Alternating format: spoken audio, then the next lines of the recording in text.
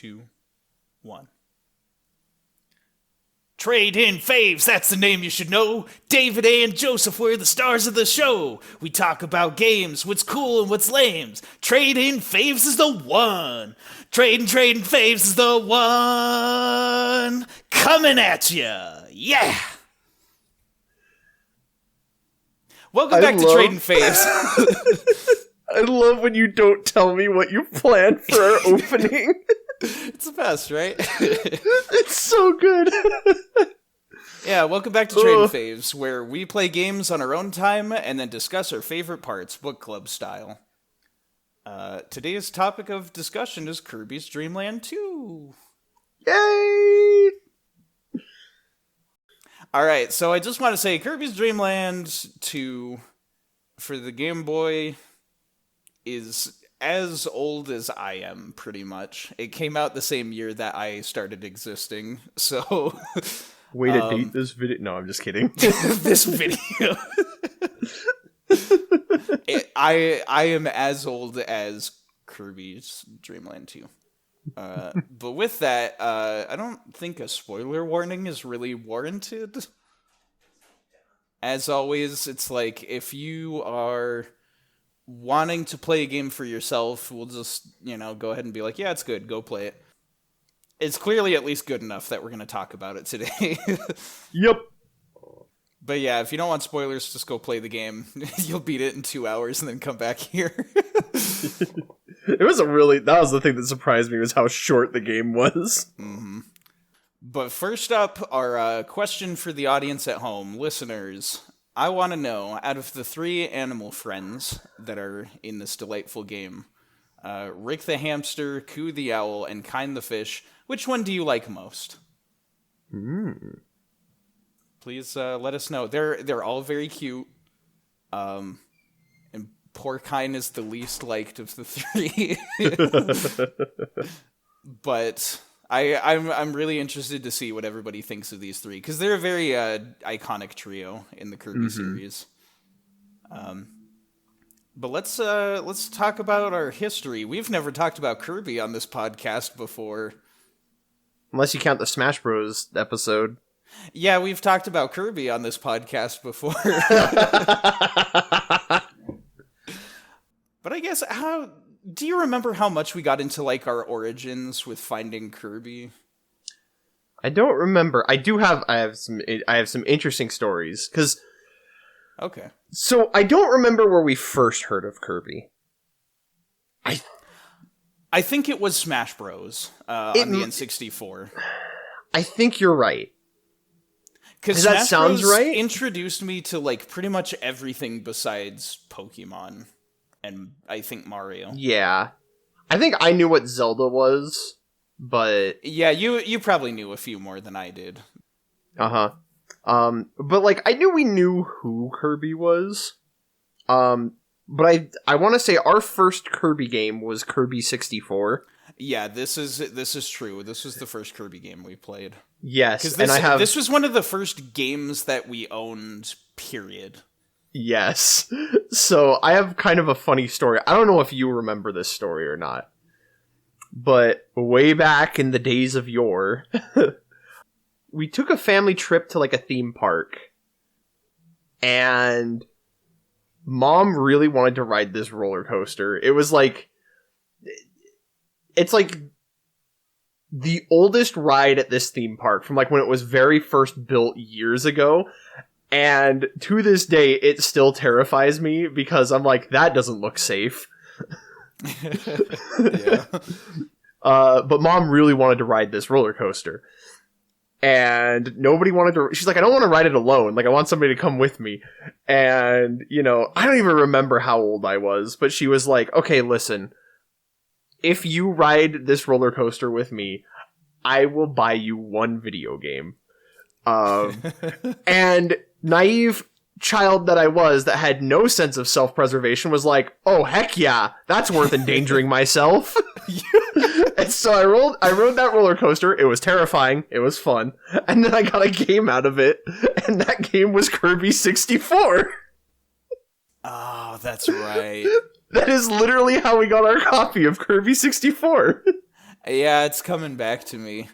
I think, because we'd heard about the game from somewhere. I think you had a friend that had it, and you saw the game, and you're like, "Oh, this is a cool one." Yeah, Because I that I sounds remember right. you I remember you like telling me bits about it. Like we didn't know who Waddle Dee was, Hmm. and so I remember you telling me like, "Oh, and Kirby's got a friend that looks like Kirby, but he doesn't have a mouth." And I was like, "Okay." Weird, but okay. When I was a kid, I little didn't little know. details like that, but that's I the as you started telling that story, I was kind of remembering like, oh, that is how we got the game, isn't it? Yeah, that is very much. And so, like, from there, Kirby just took over. We played that one. I think a little bit after we played Kirby 64, the anime came out. Right. Yeah, that's We right, because that was when Nightmare in Dreamland came out. It was during Right.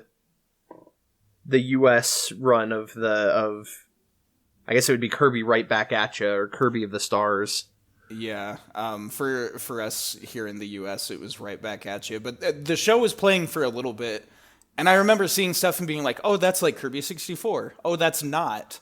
But that was our only Kirby game of reference. And then Nightmare in Dreamland came out, and I was like, "Oh, this is kind of closer to the show." But yeah, Nightmare in Dreamland was fun. I feel like after that point, like we just got hooked. We were like, any Oh, and yeah. every Kirby game we can get our hands on, we need to we need to play. Oh yeah, it was funny because I remembered, like, even like spin-off games. Like, I don't think Kirby's ever released a dud game.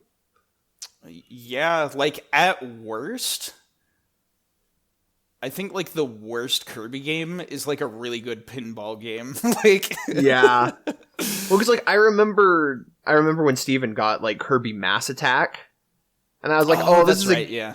this is a gimmicky spin-off Kirby game. Like, this isn't a real Kirby game. And then I was like watching over his shoulder as he was playing it. I'm like, oh, that looks kind of fun. I want to try that. That's right. I don't want to spend too long on history because we Yeah. especially coming hot off the heels of like Sonic and talking Oh, way too yeah. much about our history.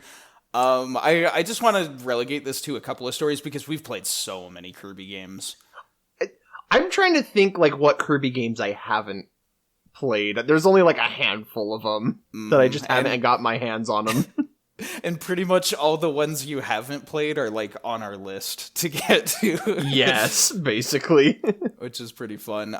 Do you have any notable like favorite Kirby game? Notable favorite. I mean, 64 is like a standout Yeah. title, and same with like Nightmare in Dreamland. Robobot was a great game. Yeah. Star Allies. We just finished Forgotten Land, and I adored that. Yeah, Forgotten Land was really something special. See our Game of the Year discussion. Yeah. Hear more about that. For me, my personal favorite game in the series is still Planet Robobot. A lot of it has to do with the fact that Meta Knight is my favorite Kirby character, and they have a Meta Nightmare mode in that is really accessible, speedrunner friendly, and fast paced, which is like and also difficult, which is the kind of Kirby that appeals to me. But like Kirby 64 is also another really solid one. And we're not going to talk about any of those today. We're going to talk about Dreamland 2. Yeah, which is fascinating because Dreamland 2 was one of the few games I missed out on. I have vague memories of watching you play it on like it was the Kirby Dreams collection. Yeah. And like I remember seeing it because like when we were playing through this, I was like, oh, this does look familiar. Which was fascinating. That's why I was confused, because when I asked you about it originally, you're like, no, I've never seen the game. And I was like, didn't you watch me play? I can't remember now. And then, like, as we were going through, you remembered some things here and there. Yeah, I think I watched you do some of the final boss, and, like, I came in at, like, points, but I didn't remember most of it. Well, it's basically like you're experiencing the game fresh. Yeah, pretty much. So with that, let's go into your first impressions of the game, the early moments when we were starting out. Yeah. So first impressions, much like Sonic Adventure, we started with Kirby 64 and Kirby Nightmare in Dreamland, which was a Game Boy Advance title.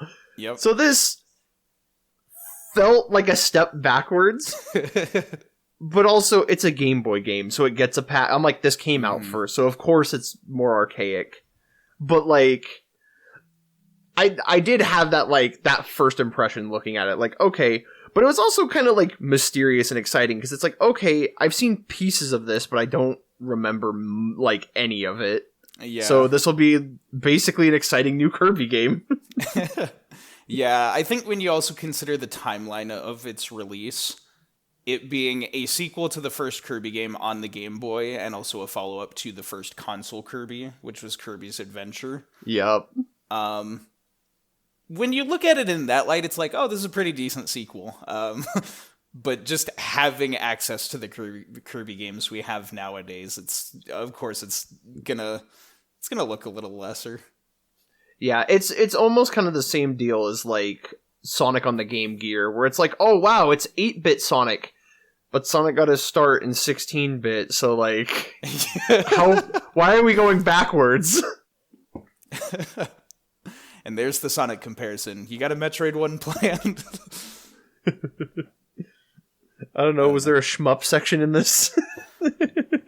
Weirdly enough, there was not. This is like one of the few Kirby games that didn't.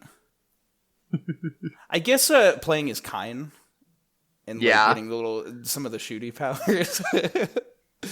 There's some exploration. Mm-hmm. Yeah. But I think to put it simply, the game's just like cute, very simple. Yeah. And I can appreciate like it being like the origins of some iconic things that have appeared in later games. Yeah, that was kind of the thing too. For me, I put this down I think a little bit later in my notes, but like I love that so many of the staples in Kirby games that I played that are later on that I adore got their start with this game. Yeah. Like the mixing of powers, was this the first game that had the jump mini game? At the end of the Kirby's level? Adventure was the first Kirby's one Adventure. That had that. Okay. But like, I'm trying to think like, what else did I have down? Oh, collecting stars for an extra life. Yeah. Even like some of the enemy designs that would like show up later in Kirby 64. Right. So it was kind of cool just to see like the origins of some of this. Mm-hmm. Most definitely. I guess sliding along to talking a bit more about the presentation. What stood out to you about that? I mean, I'm a fan of good, simple sprite work. And Kirby's design is perfection. Yep. Like, he's so simple and versatile, and like he can be cool, but he can be cute. It's that really fine line when a mascot just nails it. Mm-hmm. I would say this game in particular, the phrase that comes to mind is making a lot out of a little. Oh yeah.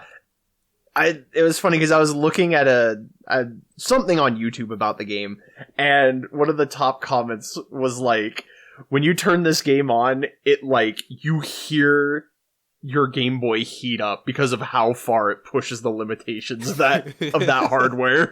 Yeah. And I was like, yeah, it definitely does. Yeah. There's a lot of personality in the sprite work. And in general, I'd say like the character designs are really good because you can just look at something and get a feel for what that character or that thing is going to do just by like seeing it, which it was not the case for a lot of Game Boy games. I was really impressed with how expressive the characters all were. Yeah. And also those little like in between cutscenes, like when you first go to a level. Mm-hmm. They have some funny little gags there. It's like not something that Game Boy games usually do, which I do appreciate. Mm-hmm. It's interesting because I guess when I think the Game Boy, my first thought always goes to classic red and blue and yellow Pokemon. Yeah. And like how static a lot of the animations are. Mm-hmm. And so then like seeing Kirby and how fluid like everything in that game moves, I was like, oh dang, like this is a good looking game. Yep, that's the HAL Laboratory way. Yeah, it was really cool. I don't know. I just really like that. Mm-hmm. So kind of moving on to music now. Yes. What do you think of the soundtrack in this one? So the music is great. It's classic Kirby goodness. My one complaint, and this is like my biggest complaint about this game, was that the animal themes would remove the level themes. Yeah. So you hear the same 3 songs for a lot of this game. Yeah, it's true. And it was the level themes don't really get a chance to stand out because of that. Yeah, and that's the thing too though, is that like the animal themes are phenomenal. But I was like, oh, there's like a whole soundtrack here. Why can't I listen to that? I know. So I guess some interesting trivia about this game's soundtrack. So Hirokazu Ando did quite a bit of the music. He first joined the team to work on music for Kirby's Adventure, I think. And he did a lot of stuff there, and he continues to work on this. But I never knew about this. There was a newcomer to this one as well that didn't like stick around for most of the Kirby series. Oh. And that's Tadashi Ikegami. He is, as far as like what I could find about him, he's credited with very few tracks in the entire Kirby series. Okay. But he has some good ones under his belt. So specifically the ones I could find that were him. He did the Big Forest level theme. He did Coo the Owl's theme. And and he did the Dark Castle theme. So those are all like some of the best tracks in the game, like some real heavy hitters. And he's just like, oh yeah, I just showed up and worked on this weird Kirby game and made these. And I guess as far as like later stuff that he did in the series, he is credited as the composer of the Fountain of Dreams arrangement from Smash Bros. Melee. The really intense orchestral one. That's like my favorite arrangement of it too. I know. And then later, another one a notable one that I could find, because he has done some other stuff, but he arranged "Welcome to the New World" from Kirby and the Forgotten Land, the vocal theme for the game. Really?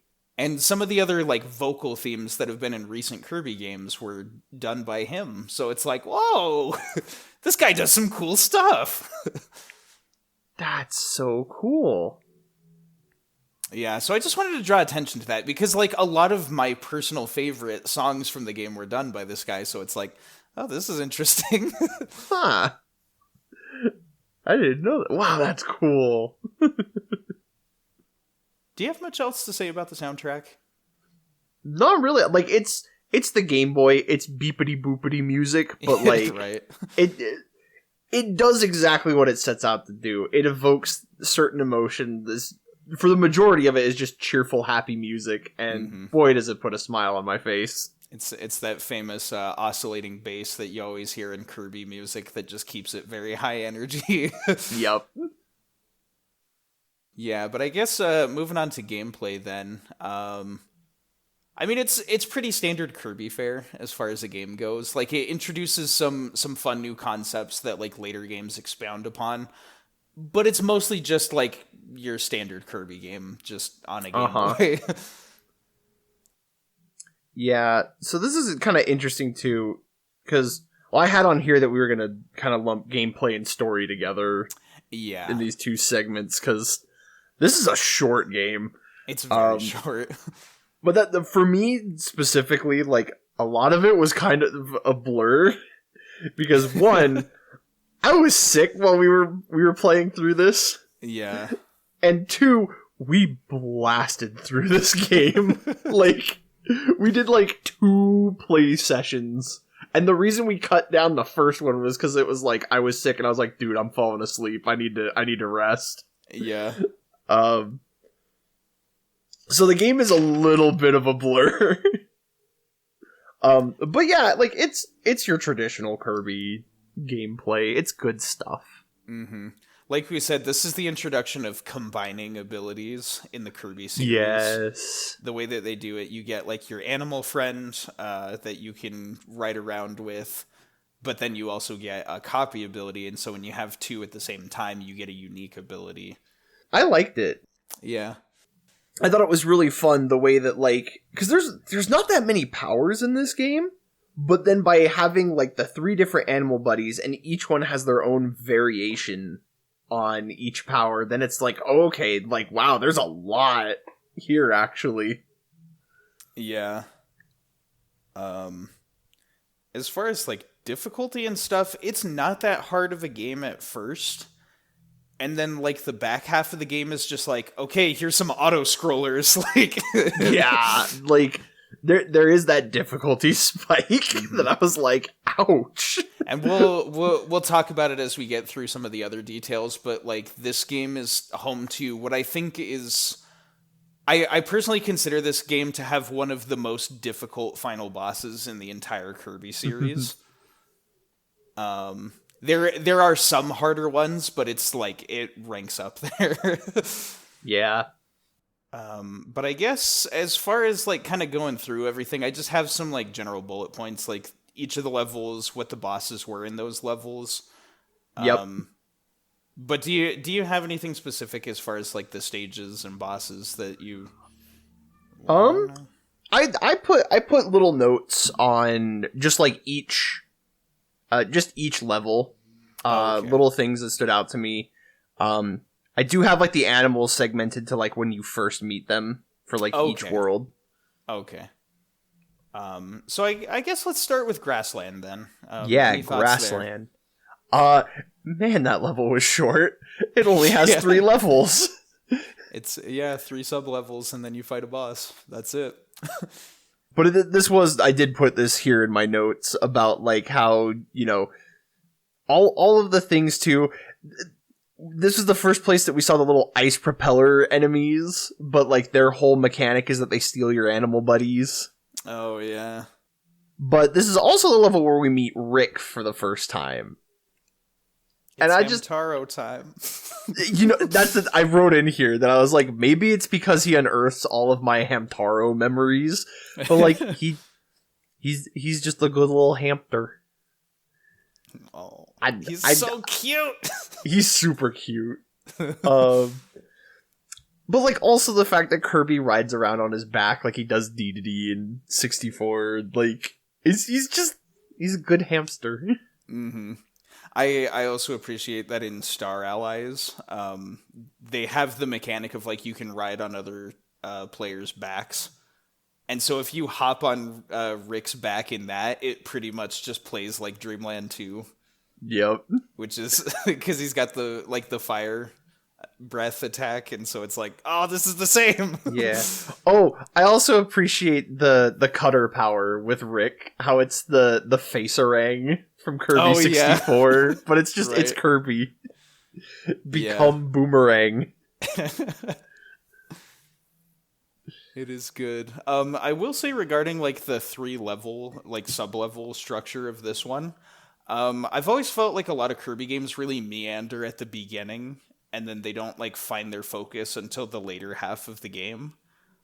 But this game just making the beginning part really short, and then getting to the point where it finds its focus is kind of like, oh, this is neat. Like I get a nice opening set of levels, but they don't last too long. And then I can kind of get more into the action. That is kind of nice. Yeah. But then almost right away, we got our first boss, which was Nerd Wispy Woods trying to practice his social distancing, and then Kirby rolls up. He's got like a little disguise on him. He's got like a mask and like the swirly glasses. I'm not Wispy Woods, I'm Schmispy Woods. Crispy Woods. Crispy Woods. If you bring the firepower, that's what he is. Yeah, but also like again, because again, I keep referring back to Kirby 64 because that was my introduction, and so to see like all of these things, but like he attacks with the roots. Yeah, that was. I think this is the first Kirby game where he attacks using the roots, which is just a cool little detail. Yeah, I will say, Wispy is one of my favorite recurring things in Kirby because, like, you know, he's a first boss. He's a stationary tree. He spits at you and drops apples, and that's it. And then, like, with each game that he's in, they find some interesting way to, like, mix it up just a little bit. Yeah, there's always some kind of funny spin on Wispy, and so I like that this one it's the swirly glasses and the mask, and then like halfway through the fight it pops off and it's like, oh, it's you. Mm-hmm. But yeah, funny stuff. It was just an easy fight. it's Wispy. Yeah, so like this first world, like it was done and over before I even like I blinked. I was just like, oh, we're already on to the next one. How long is this game? Yeah, it just starts and then disappears right away. Yep. And I guess part of it too is that like our next area is big forest. We go from like grassy green land to more grassy forest land. Yeah. It was kind of weird that their first level is like plains. And then the next level is forest. They're both kind of set in nature. Mm-hmm. But like they're, now there's more again, they're trees. both short. Yeah. That's true. Combine them together and you basically get a full level. Yeah. And again, big forest, I didn't really have much to say, but this is where we met Ku. Yeah. And his theme slaps, dude. It's so good. It's the big angry owl, and he's awesome. I will say, in my opinion, just from watching us play the game, he kind of seemed like the most OP of all the animal buddies. Because, like, he could just fly wherever. His powers, like, were just, like, they hit in such big areas. I was like, dang. I think there was, like, one power that I was kind of like, oh, that's not, like, great, but... Yeah. I think he's got some that are more particular, like the spike one, how you can only hit beneath you. Yeah. Or like the lightning one, how you just shoot straight below as well. But like he's fast and crazy. The parasol combo. The parasol is it's basically busted. like it's basically like the tornado ability from Kirby's Adventure, but you can control it. Yep.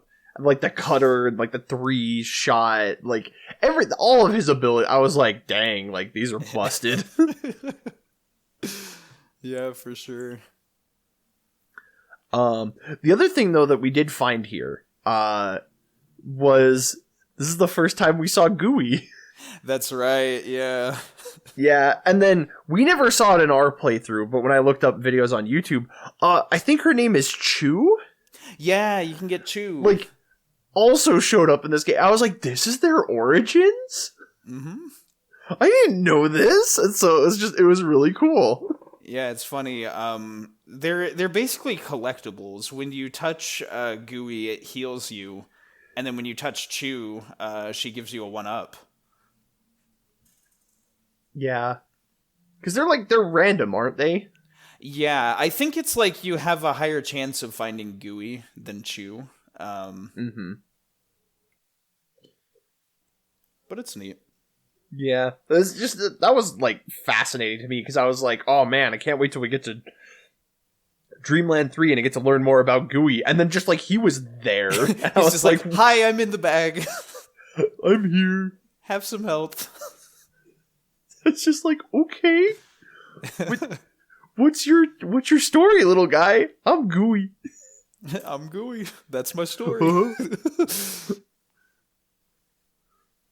Oh man, yeah. I guess to talk about the boss of Big Forest for a little bit. Oh yeah, the Scooby-Doo chase.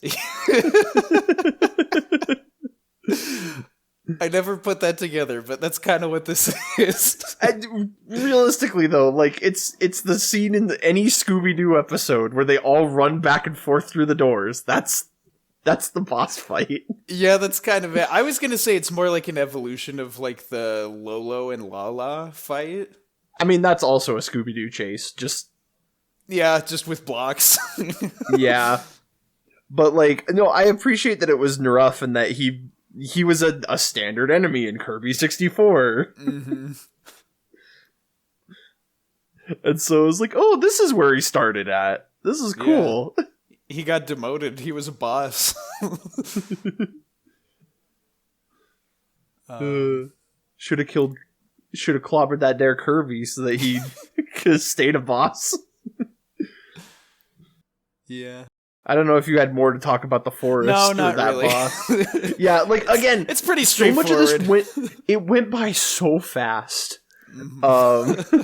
And I was like, dang, like, we're already on World 3? Okay, look, I'll reveal now some of my interior motives.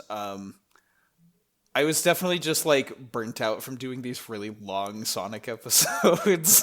You know what, fair. I was like, I want a game that we can beat quickly and just have a quick, fun chat about. Mm-hmm. Well, you definitely picked a good one. But then we went to Ripple Field, and this is where we met our last animal buddy. Yep. We got Kine, the fish. Kine. Who I personally consider him to be the hard mode of the game. Like, you get see it. In water levels, like, he really excels, but then, like, just his little hops. He might be my favorite just because of how funny he is. Like, that's fair, I said earlier about how, like, I loved how expressive everyone is. Like, 90% of the great expressions in this game are Kine. Uh-huh. Well, I love, even right from the introduction scene, how there's, like, him there and Kirby, like, throws him an apple, and he's like, there you go, little buddy. And then he just hops out and chomps down on Kirby. And it's the fact that Kirby rides in his mouth. It's so silly looking. It's so silly, but I love it. I feel like the balance of our trio of animal friends is that Rick is really cute, Koo is like really tough and cool, and then Kine is just super silly. Yeah. Like the slider goes from like Koo's very serious, angry face to like Rick and is kind of just like, oh, a charming little hamster. And then Kine to just like, what a silly little fish. Just that derpy face and all the... He's so derpy. It's the fact that all the combo abilities like usually inflict pain on him in some way. Yes.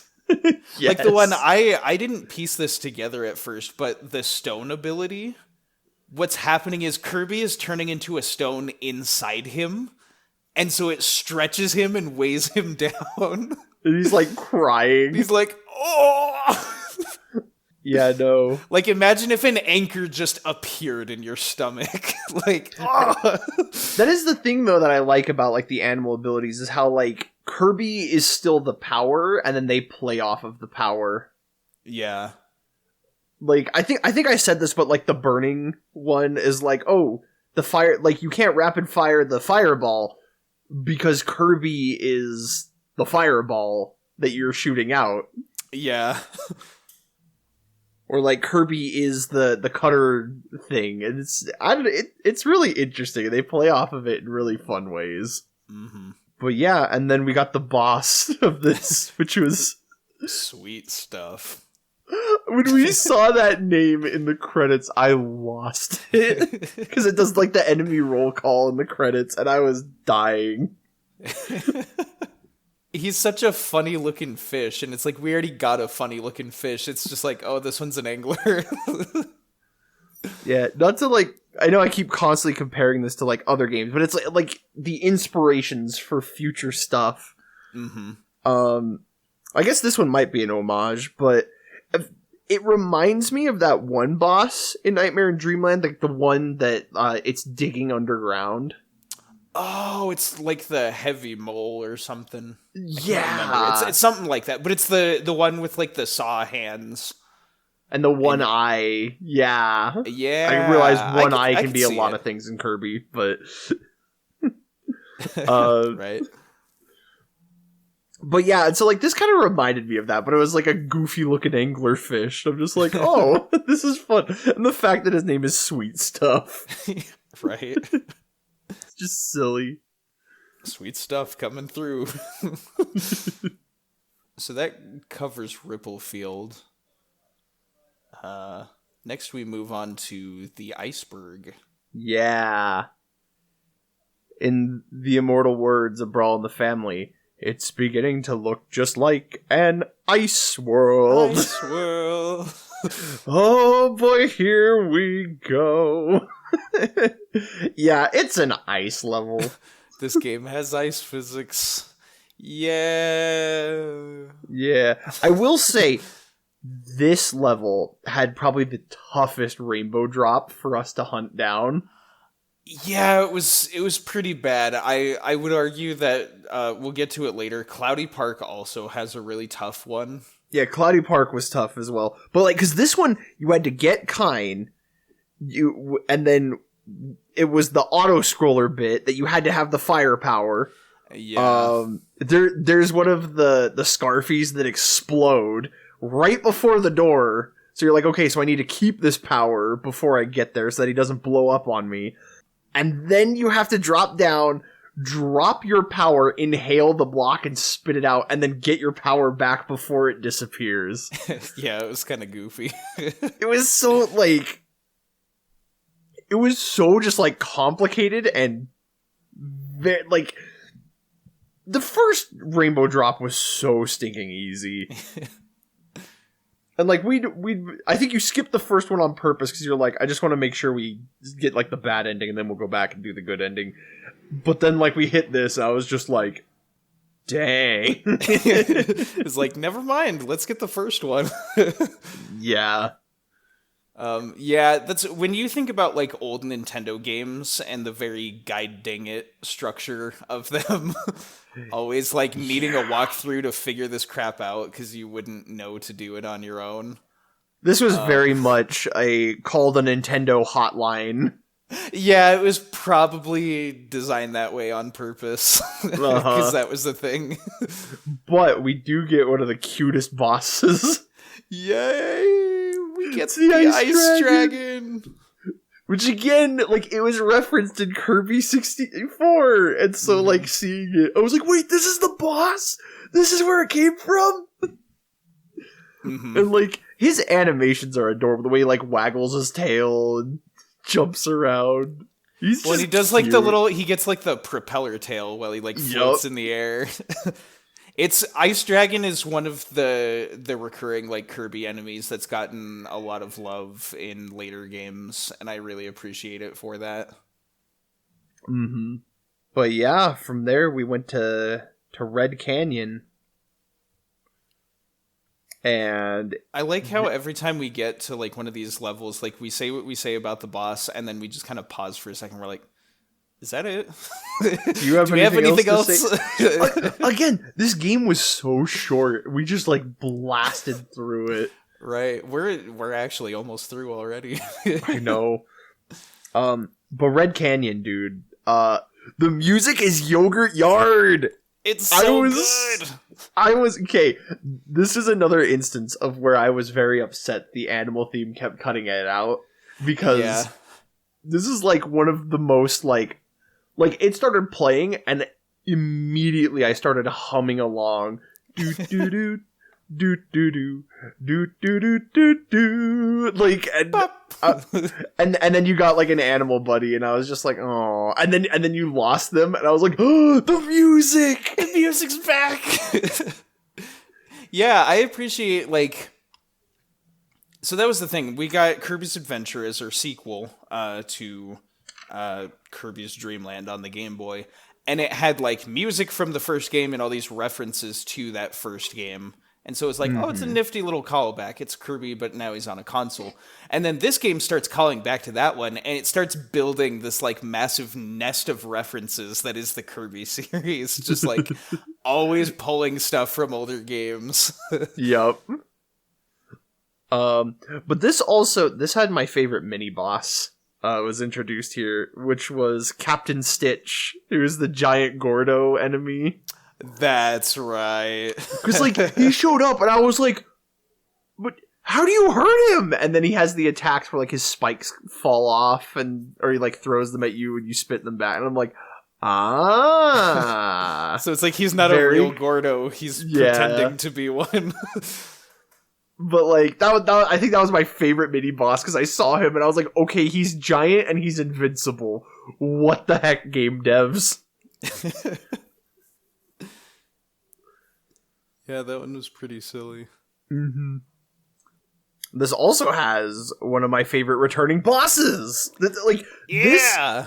This level was just like a big love letter to Kirby's Adventure. Or was it Kirby's Adventure? Yeah, Kirby's Adventure. Yeah, because Kirby's Adventure later became Nightmare in Dreamland. I know it as Nightmare in Dreamland because that's the one I played. Right. But it's Mr. Bright and Mr. Shine! It's our sun and moon emojis. Yeah. Oh my gosh. I love their designs, but also, like, the Eclipse attack? Yeah, so not only did they bring back an old boss, this fight is, like, brutal. Yeah, this is where, like, the difficulty started to ramp up a little bit. Because, like, now you've got two bosses at once, and, like... Oh, yeah. Again, I can't praise the Eclipse attack enough, because, like... It looked amazing. Like, you know, I was praising, like, the sprite work and stuff, but, like, visually, that was an amazing looking attack. It's cool the way it's telegraphed and the way you're like, oh, wait a minute, this is the one area where the light isn't, I should stand here, and then, like, the attack hits everywhere else on the screen. Mm-hmm. I loved it. I thought it was so cool. I was like, oh, way to take, like, an old fight and make it better on less powerful hardware. Right. If they ever do bring these guys back for modern Kirby, I hope they take some cues from this version of the fight. Oh, yeah. But from there... Cloudy Park. Unless you had anything else to say. Yeah, no, Cloudy Park. No, I think you summed up just about everything I could say. Yeah. Yeah, like I said, my notes were very small on this. I was just like, yeah. And let's again, go to the next world. I did that on purpose. Yeah. Short game. But Cloudy Park. Yep. This is where the levels start to get a little bit longer. Yeah. I remember thinking back to, like, Grassland only having, like, 3 levels. And then we get here and there's, like, what, 6? Yeah. And I'm just like, oh my goodness, like, this is where the meat of the game was hiding. Pretty much. And as you mentioned, though, this one had the other trickiest rainbow drop. Mm-hmm. I found out, so during our playthrough, we didn't even do it the dev intended way. Oh, really? You're supposed to, there's all these, like, intertwining routes. You're supposed to use all 3 of the animal friends to, like, get to the right points, to get the right powers. Really? To get to it. We completely skipped the Rick section. I'm assuming you're supposed to use Electric Rick to get the beam to destroy, like, the blocks where the Shatzos are sitting. Right. But I just did the thing where I had Spark and I just damage boosted and then hit them both. Right, because that is what we did. I was like, huh. It's just... I thought it was weird that, like, we had to damage boost there, and I was like, there's probably something we're overlooking. Well, it was because of the specific guide that we were using. That was how he did it. Yeah. And to be fair, it did save us a lot of time, because you gotta fight, like, a whole nother mini-boss with Kine to get Rick. Like, ugh. Interesting. This one is a pain. Yeah, that one was tricky. I still think the other one was more difficult because, like, there were so many attempts on that one, but, like, this one was the other big one because it was that platforming segment with the auto scroller. Yep. Oh man. Me oh my. But then we got one of the most iconic Kirby bosses that has been in almost every game. Mm-hmm. One of the only ones, I guess one of 3 that have been in all 3 Kirby games up to this point. Mm-hmm. And that's Kracko. Dude, honestly, it wouldn't be a Kirby game without him. He's such a cool boss. I mean, tell that to Kirby 64. Yeah, Kirby 64 and Kirby and the Forgotten Land. Oh, that's right. He wasn't in that either. Oh, I know. Sad. Like, because I wrote that down and then I was like, wait, he wasn't in Forgotten Land. But, like, he's been in almost every Kirby game. He's such an iconic, boss enemy. Almost as iconic as Wispy Woods. Yeah. I will say, I like how they did the Kracko fight in this one. How, like, the cloud that you were on as the platform was him, and, like, the eyeball would, like, pop out of there and then pop back in.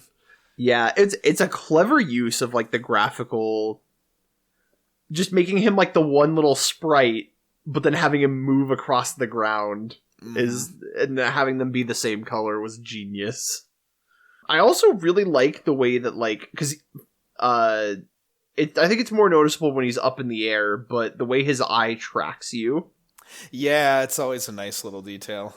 I really love that. I think it's just a cool little, like, technological thing that, like, back then, like, I'm sure was a big deal when they figured out how to program that. And this was also our first boss with 2 phases. That's right. Because, like, you could argue Mr. Bright and Mr. Shine is, like, 2 different bosses at the same time, but they're pretty similar. This has, like, a full first phase, and then after you beat it, it's like, alright, phase 2. Here's a second health bar. Yeah, because that's kind of how Kracko was in the other games. Oh, yeah. As well. How you get, like, just the little, like, droplets circling around the eyeball, and then you get the fully formed cloud, and you get the phase 2. Yep. Kracko's cool. Yeah. Very iconic. And then from here, we go to the Dark Castle. Oh my goodness. And that little opening cutscene, I think, is the best one out of all of them. Like, the other ones are fun and silly or whatever. This is just awesome. Yeah, the game weirdly just starts, like, putting in all this, like, really, like, raw, intense imagery. It's, like, all of them, like, staring off at the castle in the distance and then, like, okay, guys, let's go. Yeah, you know what it randomly reminded me of? Like, all of them looking at the castle in the distance? It reminded me of, like, Super Mario RPG. I was hoping you were gonna say that, because I'm like, it's so like that, yeah. That's what it made me think of, and I'm just like, oh, this is cool. Mm-hmm. It really gets you pumped for this final struggle. Yeah, well, and it was cool, because, like, this whole area was basically a ton of, like, mini-boss rematches. Mm-hmm. So, like, this castle felt like a gauntlet, and I'm like, oh, this is awesome. I freaking love this. Mm-hmm. And the music, too. The music is so good. And then, of course, our big boss at the top of the tower. He'll holler, and he'll give Kirby the boot. D is the one! Dude, that's the thing too. Like, just when the music kicked in, I had the biggest smile on my face because I love DDD's theme. Mm-hmm. It was kind of strange how, like, in both Adventure and also Nightmare and Dreamland, like, it's the one game where we got a DDD fight that he didn't have his classic theme song. So going into this one, I really appreciate that they redid it again, kind of improved the bass on it from the original. Yep. It was DDD's super theme. Cool. DDD's His theme, theme man. is so good.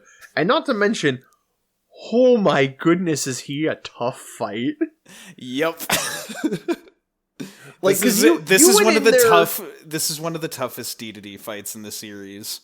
I can't remember what power you went in with, or if you had one when you went in. I think I had, like, Cutter or something. Yeah. But... And, like, I think you lost it because you died to him. And so you, like, went in and fought him without a power. And I was like, dang, like what happened? And of course, I love that he's fighting you in his sleep.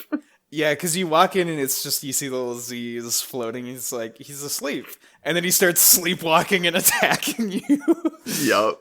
It's such a funny premise for a D2D fight. It's such an interesting fight. And like the RNG of like his rage rush and then like him falling back asleep. Yeah, he's got that like berserk mode where there's all these like explosions on his attacks. He like throws his hammer at you and it explodes. There's so many like crazy. He throws so much at you and he's so dang fast. Mm-hmm. And I was just like, dang, DDD, like, what the heck? I distinctly remember, like, he was in his rage mode, and you were like, I have one hit, I'm gonna die, and then he fell back asleep. And I was just like, oh, okay, we might have a chance. I still think maybe the hardest D2D fight in the series is the extra mode version of, like, the first game. Yeah. Because that one is so, like, it requires insane reflexes, and you do not get powers for that one. But this is a pretty close second. It's up there. But yeah, and from there, when we beat him, we got the bad ending. Right. Which isn't too much of an ending, but it's something. Yeah. Just like, oh, I guess that DDD was a jerk after all. Anyway. Yeah. And like, Kine turns and like, thinks about, that was kind of weird. Oh, well. With friends, we like to joke about, like, the Crash Bandicoot, like, the Cortex Vortex is still up there. That little, like, teaser of more. I think it was the Cortex Vortex. I forget what it's called. I'm a fake Crash Bandicoot fan. But we're joking, like, the dark matter is still up there.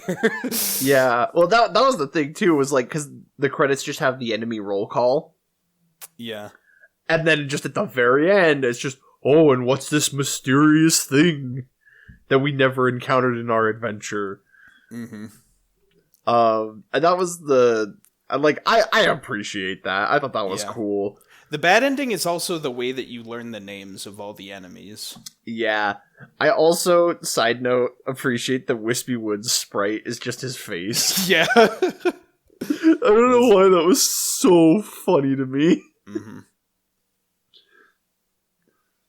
Oh, man. But then you got to do the cleanup. We got all the rainbow drops. Yeah, that was a lot. I think that was the majority of the time we spent playing the game. Like, even with both sessions combined, most of what we were doing was trying to get those rainbow drops. And it was those two. Yep. Because, like, the last one wasn't too hard. It's just kind of like, okay, if you know the pattern, then you know the pattern. It's yeah, done. you got to know the right order to use the powers. Mm-hmm. But, like, the iceberg and Cloudy Park, those were tough. Yep. But your reward for doing so is a rematch with a really hard D2D. Yeah. Although, the funny thing was, like, you went in with, like, I think you had Burning. And at that point, like, you schooled him. Like, it was so easy. Well, you say that, replaying the game with friends, which, by the way, you can check out on Snowflake the Pirate's YouTube channel, Kirby's Dream Land 2 playthrough, coming soon.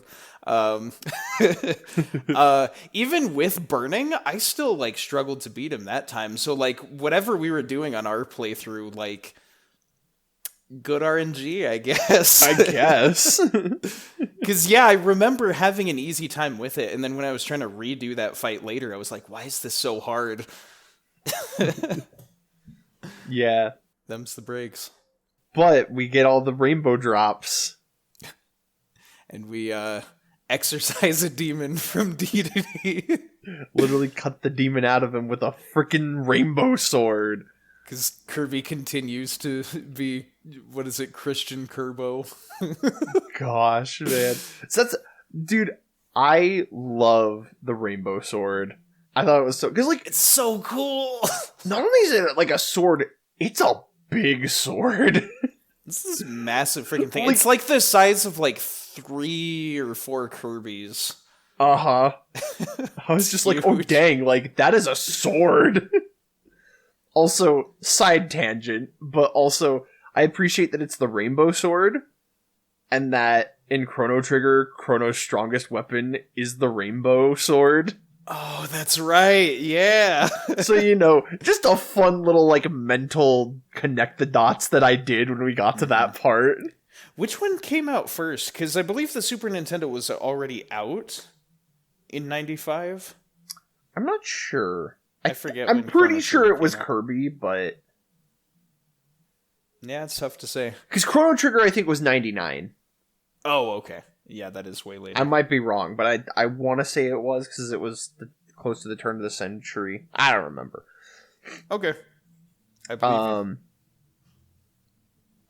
But yeah, the rainbow sword, and then the freaking final boss, Dark Matter. We get our first taste of dark matter in the Kirby series, and Oh, oh boy, like Kirby games always have great character designs. That's just par for the course. But the dark matter swordsman is just dude. one of the coolest, slickest character designs I've ever seen.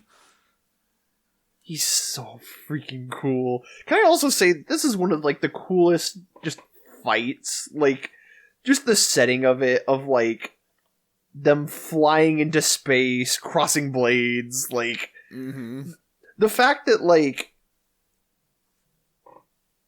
the sword is what allows Kirby to fly, like it's carrying him, and like you move the same way that you do with Ku, like you just fly.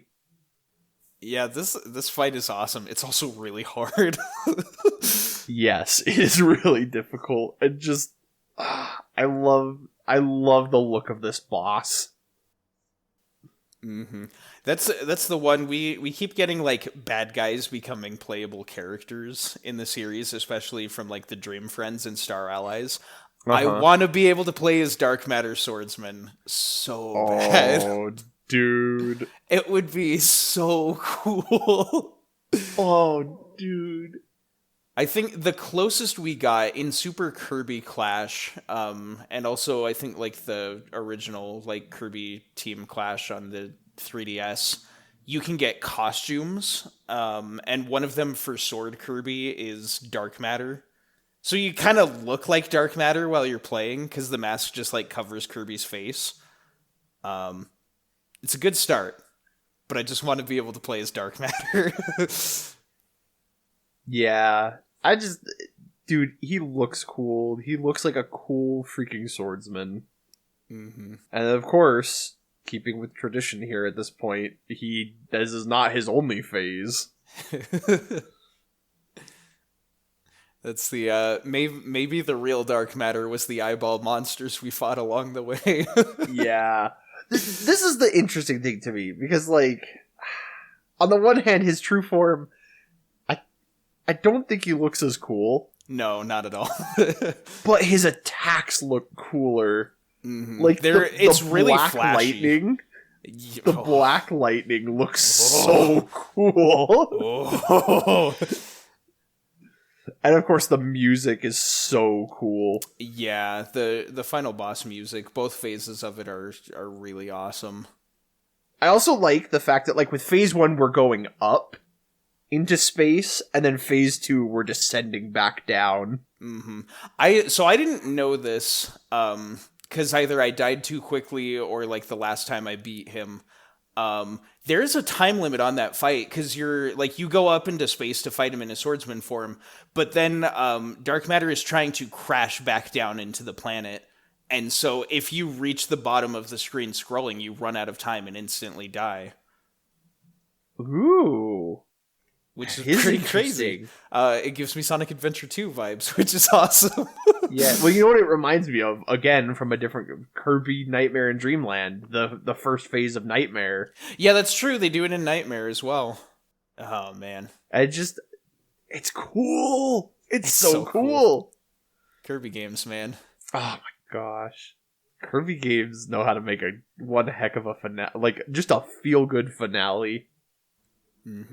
There's a lot of cool uses of like dark matter stuff in later games. One of the ones that comes to mind is like Adeline in Kirby 64. Mm-hmm. How she paints the little dark matter, but it's just kind of a stupid floating eyeball. It's not actually as difficult. Uh-huh. Oh, the other thing too was I made the joke. This should be our Sonic tie-in. But when we beat the game, I was like, is this just the ending to Sonic 2? That's right. It like flashes to all the animal buddies, then Kirby falling. Like I was just like, this is just Sonic 2. Rick comes in flying a plane. Oh, that'd be funny. Oh man. I thought that was so funny. Mm-hmm. I will say I really like the sprite work on the credits at the end. Oh, you my get the shots of goodness. like all of them like looking out in the distance. Mm-hmm.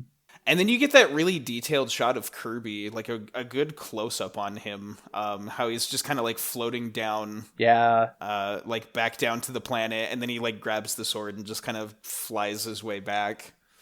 The imagery of him just falling back to Popstar and then cleaving a rainbow across the sky is so cool. I saw that because like he had the rainbow sword and I was like, oh, are we gonna like I thought it was gonna happen and then he did it and I was just like, Kirby, you're too perfect. Such a good like picture perfect ending. Mm-hmm. And again, just the sprite work on Kirby as he's falling and then just he looks so happy. Yeah, he's doing little like twirls and stuff while he's flying around, waving and stuff. It's so cute. It's Kirby. It's what Kirby does best. It's Kirby. Kirby is the best. Oh, I love this little guy. Yeah. But that is the ending. That is the end of the game. Like it was such a short game, but it was just charming. Yeah, for sure. So I guess with that then, are you ready to move on to favorites? I guess, yeah. Weird. It's so weird. Shorter episode, finally. Yeah, I'm used to us going for another like 4 hours and then getting to this point being exhausted. But I'm just like, no, this is just a delight. We need to talk about Knuckles' character arc for an hour. Yeah. Well, to get into favorites then, first that I want to know is your favorite ability combo. Ooh. Okay, so I actually broke this up a little bit because there were a lot of abilities in this game that I really liked. Yeah, that's fair. So as far as like standard ability. Oh, yeah. It caught me off guard because I was looking at them and I thought about it. It's the parasol. Yeah. Like, it's surprisingly useful because there's no other power like it. Like, one of the things I noticed is that there is no sword ability aside from the rainbow sword at the end of the game. Yeah. And there's no hammer ability. Like, so this is the closest thing to a sword ability that you get in the game. Yeah, it's the melee weapon in the game. And it's really nice. It's defensive. You have like the slow float with it. You know, it's when you pair it with like all of the animal buddies, it's pretty useful. So for me, like the favorite standard ability was the parasol. I could see it.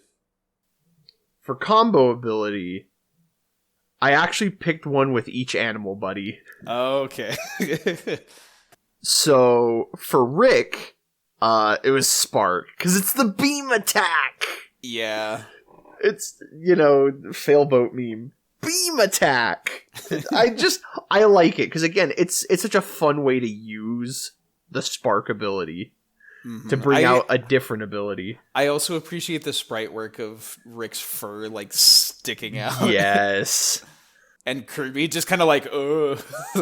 An honorable mention is the needle, because, like, it's cute, but it is also pretty useless, because it attacks behind you. Yup. But I do like the look of it. Mm-hmm. For Ku, I actually really like the burning ability. Oh yeah, the little like meteor strike. Yeah, because like again, it's the fact that it like goes in a diagonal angle, and so you have to like think about where you're positioning when you use it. And I thought it was cool. Yeah. And then for Kine, I think my favorite was the spark. Because like the animation is hilarious of him getting electrocuted, but then also it was a super useful projectile. The way that like you could hold it and hit people with the light bulb, but then you could launch it at enemies as well. And so I'm like, dang, this is a really good ability. As far as the way that controls underwater, that basically is like where the shmup section of the game is. Basically.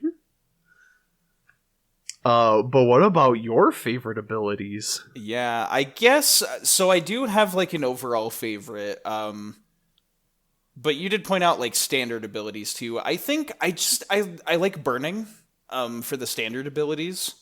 Just because you get that fast dash, it feels very like quick and smooth in the game.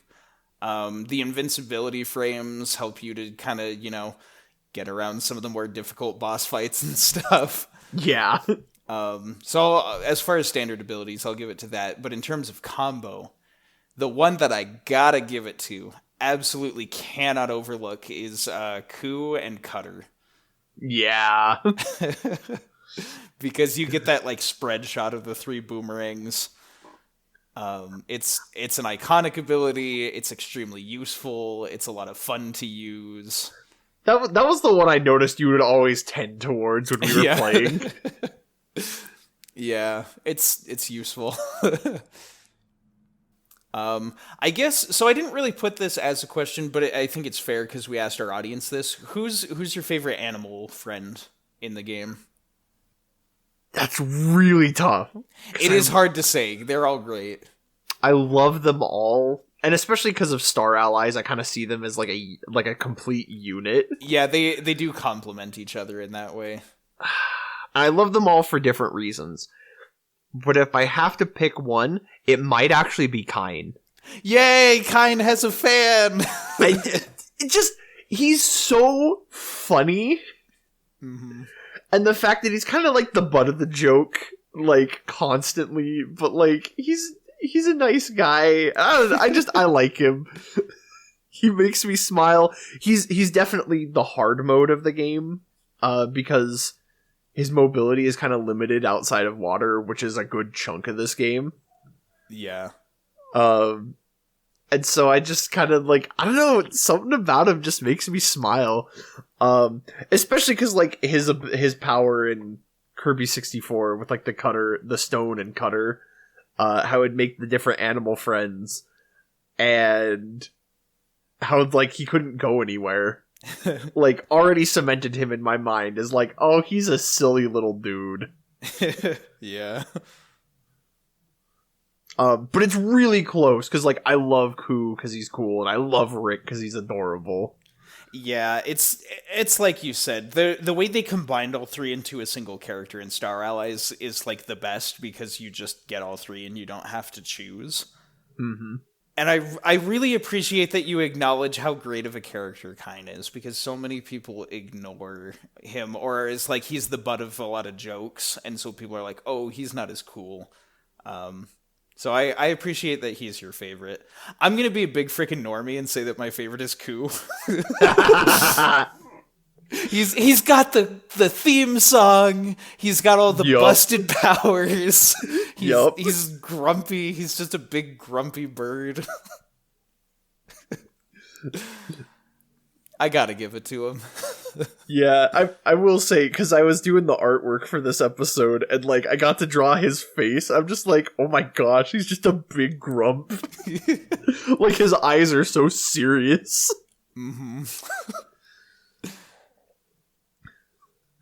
Oh boy. The next one that I've got is favorite mini boss. You kind of already answered this one though. Yeah, it's Captain Stitch. Like, yeah, Captain Stitch is pretty cool. He's so cool. He's like the invincible enemy, but then he's not always invincible. He's a big one. It was such a surprise when he showed up. I'm just like, oh, this is neat. Yeah, for sure. What about you? For me, well, here goes Joseph again talking about how much he loves ninjas. I got to give it to YU. Yeah, I was gonna make a joke and say like, all right, so who is your favorite and why is it YU? Yep. Why you? Why you and your ninjas? He's got the little like boomerang throwing weapons, and like he teleports and he has smoke bombs. He's so cool. Yeah, he's one of the tougher mini bosses. Oh yeah, he's a toughie. Mm-hmm. Let's see, is it music or is it boss? I guess either works for me. Yeah, either or. I've got boss next on my list. Okay, so let's do that one. Favorite boss. So I can't, in good conscience, give it to anyone that isn't the Dark Matter Swordsman. Yeah, so cool. Dude, he's so cool. Like the imagery and everything about that fight is perfect. I feel kind of bad though because like he is a big final boss. Yeah, it's where all the budget went. I know. So like I do want to give an honorable mention to Mr. Bright and Mr. Shine. That basically I have the exact same answer. Dark Matter is the best one. Honorable mention Mr. Shine, Mr. Bright. Because like not only did they bring that boss back, but they made it better. Mm-hmm. But like, yeah, no, it's Dark Matter. He is the part of the game that everyone remembers this game for. It's brutally hard. The imagery and like the setting of the fight is just so raw. It's freaking awesome. Yep. All right, though, music. So I have 2 songs in here. Very good. Realistically, if one has to top them out, it's Coo the Owl. Like his theme. Like, my complaint still stands about like the animal themes interrupting and like, you know, these 3 songs being the majority of the game. Oh, of course, yeah. But dang, is his theme awesome. It's so good. I was thinking, like, because I was sending you some, like, remixes from the game soundtrack. I had, like, 4 different Coo remixes I was, like, sitting on. Like, am I sending too many? No, are you kidding me? It's so good. I'll definitely send you some more then. I was jamming into it the other day. Yeah. But my honorable mention is actually the Red Canyon stage, because once again, it's Yogurt Yard! Yep. It's so good. It was so nice having a song that I was very familiar with in this franchise and like just humming it. Because I was listening to the whole soundtrack as I was doing the art for this episode, and I was like, oh my gosh, the music, like, I love this song so much. I'm so glad it's in this game. I know. But what about you? Okay, so definitely do have to comment on Coo's theme as well, because you're right, it's so good. It's so good. It, like, if this has to be one of the 3 songs that we listen to for the whole game, I'm so glad this is one of them. Yeah, it's, like, I definitely agree with you, like, they should have spread out the soundtrack a bit more so we could listen to other stuff. But the fact that one of the songs you're always listening to is one of the best in the game, it's really cool. I will say, though, the one that even tops Coo's theme, in my opinion, is the Dark Castle. Yeah. I really like that one. It's so intense, it's so high energy, it's so, like, getting you primed for a final battle. And, like, Kirby games have a lot of, like, those good, like, final level songs that are really intense, but this is, like, one of the best. Yep. Couldn't agree more. All right. So our last one to wrap it up, the one that we usually save for last. Favorite moment from the game itself or our playthrough? Yeah. For me, I think it was the ending. Yeah.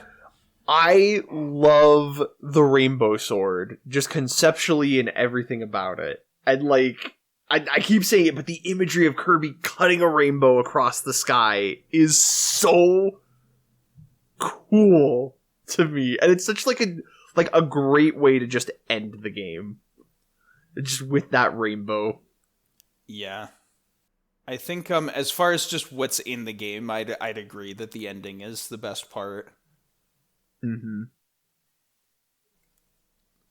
But from our playthrough, I've got a specific one. I don't know if Yeah. you have any. I'm trying to think, because that's the other thing too. Again, the game flew by. It's all a blur. I guess I'll say, for me, from our playthrough, the part that I really remember the most and had a lot of fun with, even though it was very crazy in the moment, was the auto-scroll levels in Dark Castle. Yeah. There's like the labyrinth where you've got like the top, middle, bottom path. Yeah, I forgot to write that in my notes, because, like, I forgot that, yeah, it was the blind, like, okay, do we go top, middle, or bottom? And I was like, I think it's bottom. You're like, no, I think it's top, and then you died. I'm just like, well, look who was right. It's when you pick wrong and the game just locks you into that hallway and you see the wall coming to squish you and you're just like, no! Just the slow, imminent death. It's, like, it's hard and it's very frustrating and it's kind of guide dang it. Or if not guide dang it, then trial and error. But I don't know, Kirby games are already so easy that it's like something silly and just kind of randomly very difficult like this. Like, it made me smile, and it was the fact that we were cracking jokes the whole way through. It was, oh yeah, it was enjoyable. It was funny because I was like, oh, so this is where all the lives are going. Pretty much. The game gets really funny with those auto scroll sections, but there's something kind of fun about like the tension of trying not to get like crushed or left behind. Yep. But yeah, that was Kirby's Dream Land 2. That was it. That was the whole thing. Oh man, I guess we go on to final thoughts. Yeah. You want to go first? Sure, I could go first. I thought this game was good. Yay. It's very simple and it's very charming. And I really like simple and charming. And that ending was just super cool. Like, amazing just concept of, like, you know, being in space and the rainbow sword and all of it. Just, like, that, like, our whole playthrough, I was like, oh, this is just a fun little game. And then that ending just kind of, like, slapped me out of nowhere. I was like, oh, this is super cool. So I'm really glad that we got to play this. Mm-hmm. I think, like, that ending was, like, the thing that I had in mind with, like, this is why I want to show you this game. Yeah.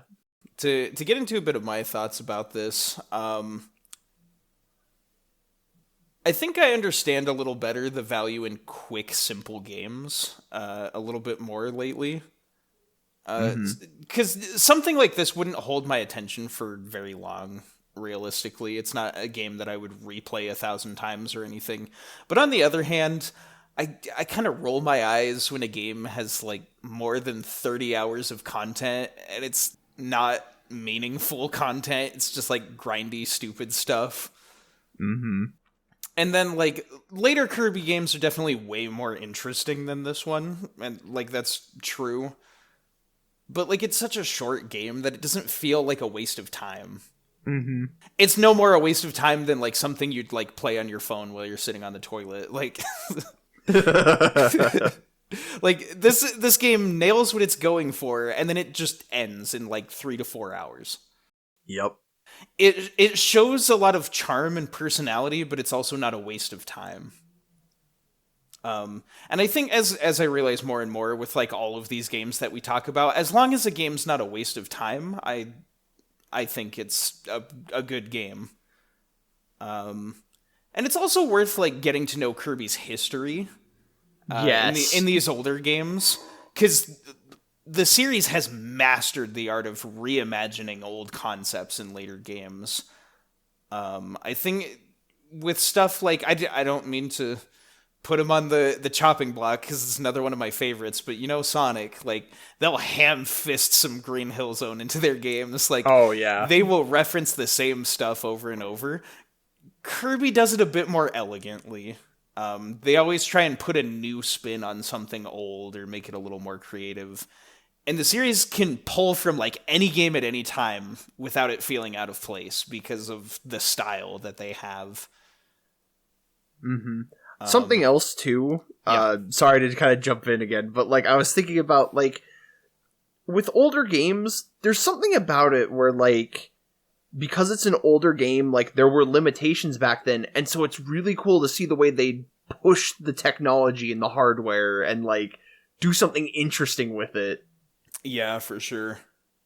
And so that was kind of just another thing about this game that kind of just stood out to me that I was like, this again, it's charming. If I can't give it sum it up in any other way, it's just this game was a delight. Yeah, very true. And it's such a non-commitment to finish it that like, heck yeah, it's worth playing. It's short and it's fun, and then you're done. Like, Yep. Okay, I think that covers everything. Anything I think else? you're right.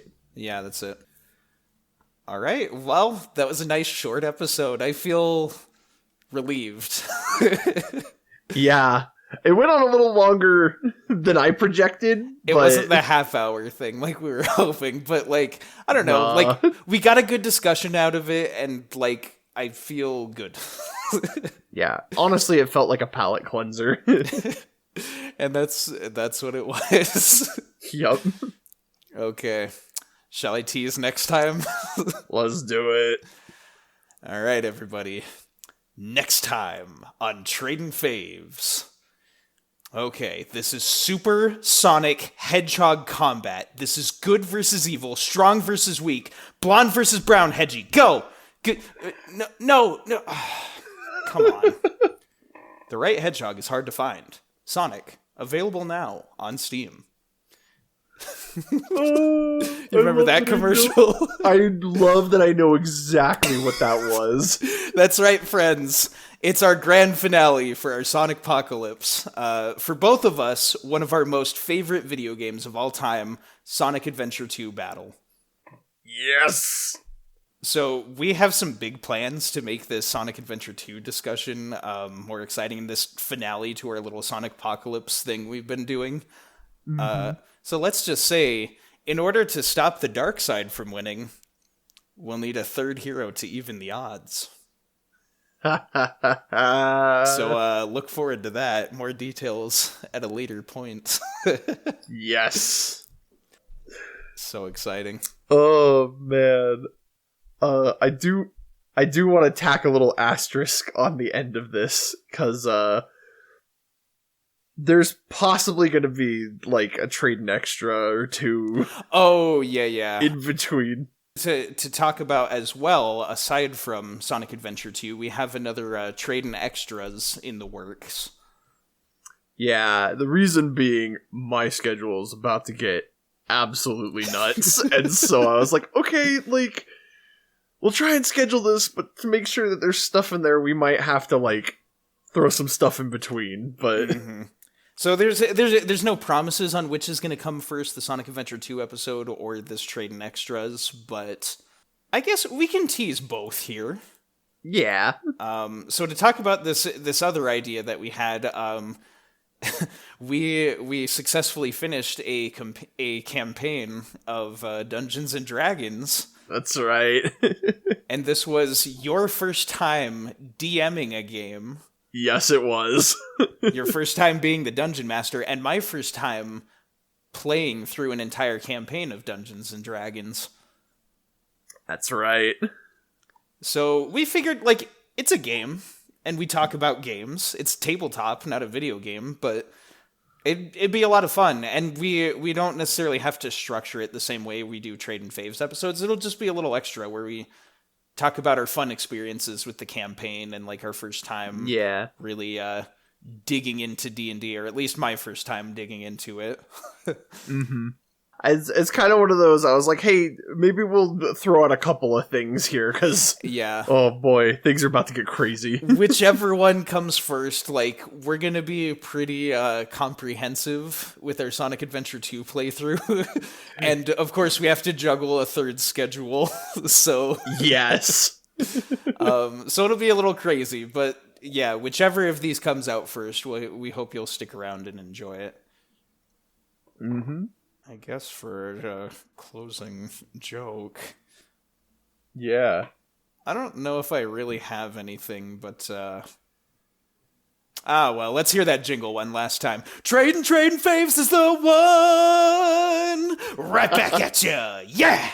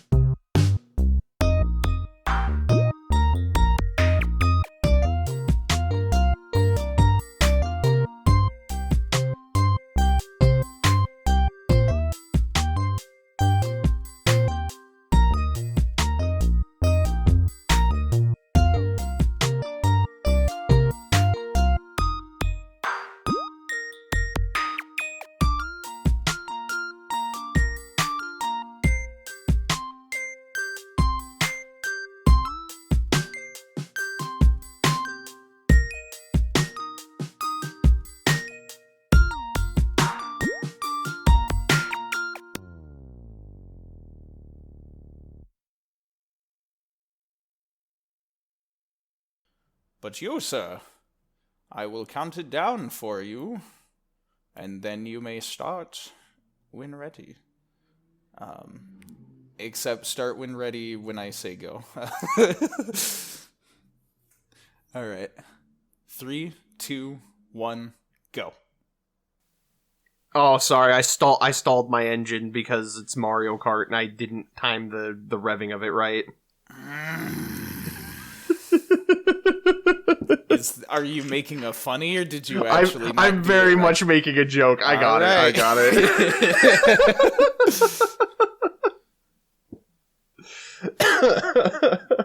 I forgot my water bottle, but it's now in the bedroom where the child is sleeping.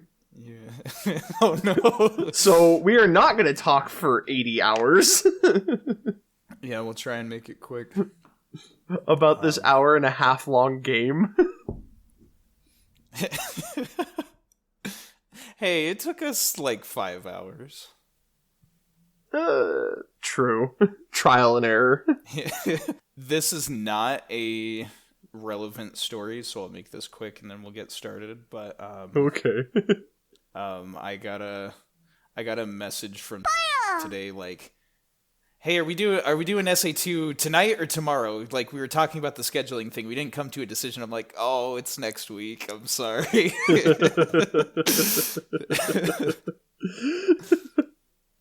I'm like, we gotta finish Kirby. Okay. Cool. But that's not Kirby. Erase all Sonic from your mind. We gotta talk about Kirby. What's his name? We threw out nothing in here about a name. Empty my mind.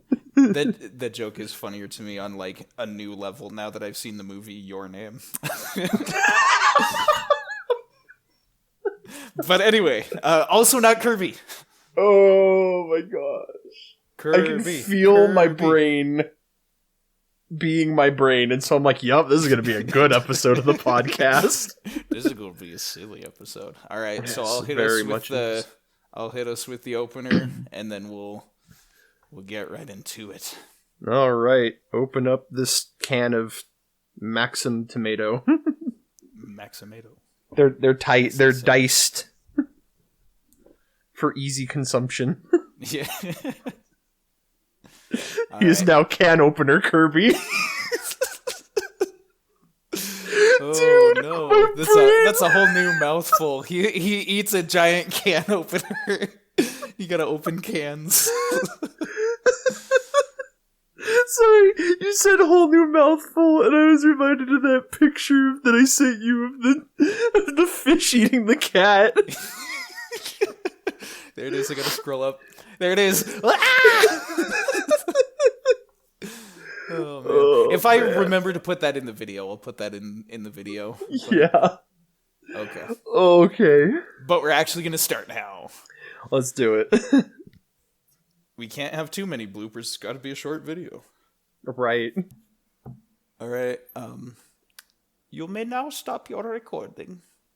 Aw, do I have to stop talking to my bro? No, we could still talk.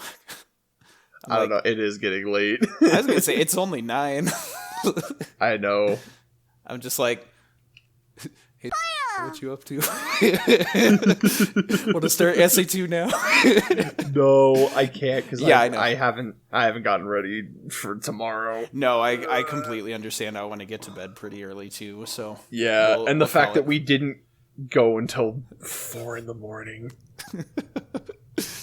Like we usually do. Why do we do this so late? It's because my son is asleep, that's why. It's also because we talk about Sonic, and that's our biggest problem. Sonic is the kryptonite that just... It is the blessing and the curse of my life. It's the gift that keeps on spin dashing. Okay, have you stopped your audio yet? I haven't. No, stopped I haven't. Okay, I'm gonna stop mine now. Okay, I'm gonna go stop mine too.